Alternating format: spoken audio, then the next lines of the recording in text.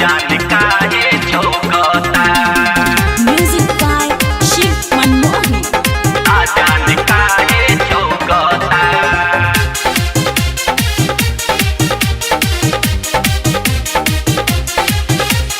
तबे से एही फेरा में पानी, तबे से एही फेरा में पानी, काहे के जीव मोरा सनकता सनकता सनकता। तोरा आगवा के मोटरी लौकता, दुनु ना जाने काहे छौकता। तोरा आगवा के मोटरी लौकता, दुनु ना जाने काहे छौकता। ना जाने काहे छौकता।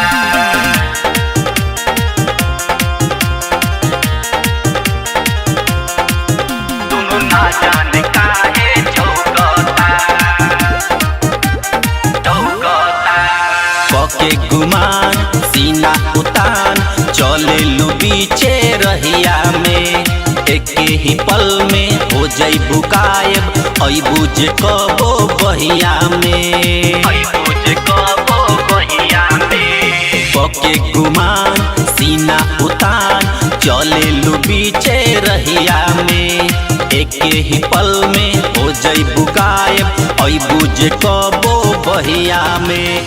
छुवेला मन में होला बेताबी, छुवेला मन में होला बेताबी, एही से हरदम तड़कता तड़कता तड़कता।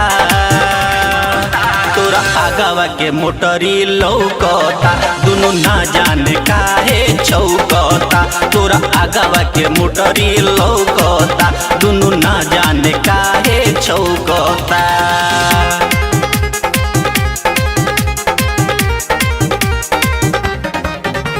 ना जाने काहे छौकता छौकता। लागेला मिर्ची कहला पे इनका, ताकीली तिरछी नजरी से, अगिया के औरी देली बढ़ाई, चलेली जब ई पजरी से, चलेली जब ई पजरी से। लागेला मिर्ची कहला पे इनका, ताकीली तिरछी नजरी से, अगिया के औरी देली बढ़ाई, चलेली जब ई पजरी से। लागल खराई तो ना मिटाई, लागल खराई तो ना मिटाई, सुखल जवानी मोर कड़कता कड़कता कड़कता। तोरा आगवा के मोटरी लौकता, दुनु ना जाने काहे छौकता। तोरा आगवा के मोटरी लौकता, दुनु ना जाने काहे छौकता।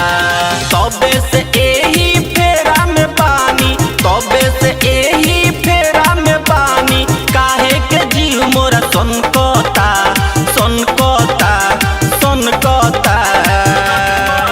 तोरा आगवा के मोटरी लौकता, दुनु ना जाने काहे छौकता। तोरा आगवा के मोटरी लौकता,